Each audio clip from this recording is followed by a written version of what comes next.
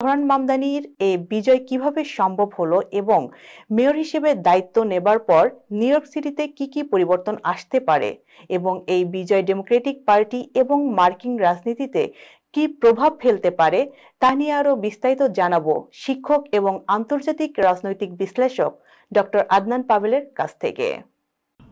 New York সিটির mayoral ইলেকশনে Zohran মামদানির বিজয় আমি মনে করি শুধু নিউ ইয়র্কের পলিটিক্সের ক্ষেত্রে না, ডেমোক্রেটিক পার্টির ইন্টারনাল পলিটিক্সে, আমেরিকার ডোমেস্টিক পলিটিক্সে একটা বড় ধরনের সিগনিফিক্যান্স রাখে।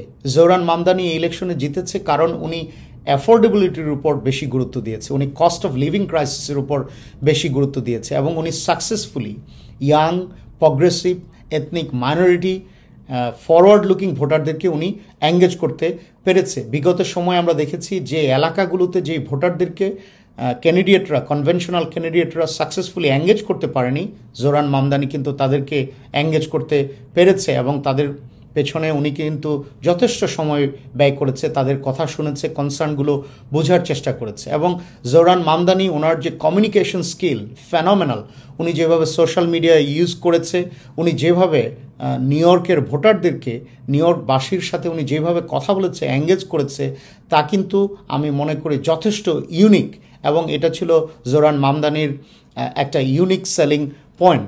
উনি ইলেকশনে জিতেছে, এখন ওনার জন্য সবচেয়ে বড় যে চ্যালেঞ্জটা হবে সেটা হচ্ছে উনি সাকসেসফুলি নিউ ইয়র্ক সিটিকে গভর্ন করতে পারে কিনা, রান করতে পারে কিনা। নিউ ইয়র্ক সিটি কিন্তু একটা অনেক বড় শহর, নিউ ইয়র্ক সিটির বাজেট কিন্তু অনেক বেশি।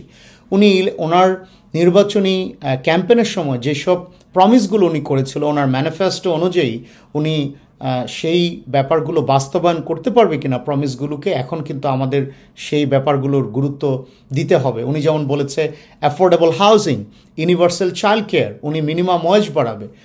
উনি আরও বলেছে যে ফ্রি বাস এই এবং সিটি রান গ্রসারি শপ এবং সুপার রিচ যারা নিউ ইয়র্কে, তাদের উপর একটা স্পেশাল ট্যাক্স রেজিম উনি নিয়ে আসবে, ইম্পোজ করবে।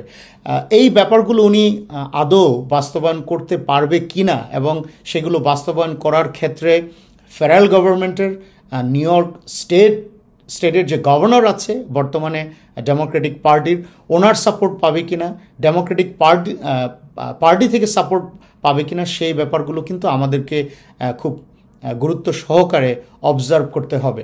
হাউএভার আমি মনে করি ডেমোক্রেটিক পার্টির এই বিজয় থেকে অনেক কিছু শেখার আছে।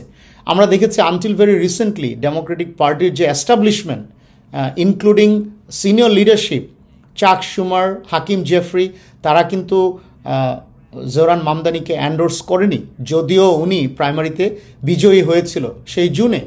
এবং আমরা দেখেছি হাকিম জেফরি রিসেন্টলি ওনাকে এন্ডোর্স করেছে। চাক শুমা কিন্তু এখন পর্যন্ত, উনি যে ইলেকশনে জয়ী হয়েছে, এখন পর্যন্ত কিন্তু উনি বলেনি যে উনি কি আদৌ জোহরান মামদানিকে এন্ডোর্স করেছে কি করেছে কিনা। আমি মনে করি ডেমোক্রেটিক পার্টির ভিতরে একটা বড় সমস্যা হচ্ছে ইয়াং এবং ওল্ডদের মাঝে একটা ফিলসফিক্যাল একটা বড় ধরনের ডিফারেন্স আছে এবং এটা ডেমোক্রেটিক পার্টির জন্য এটা তাদের অ্যাকিলিস হিল।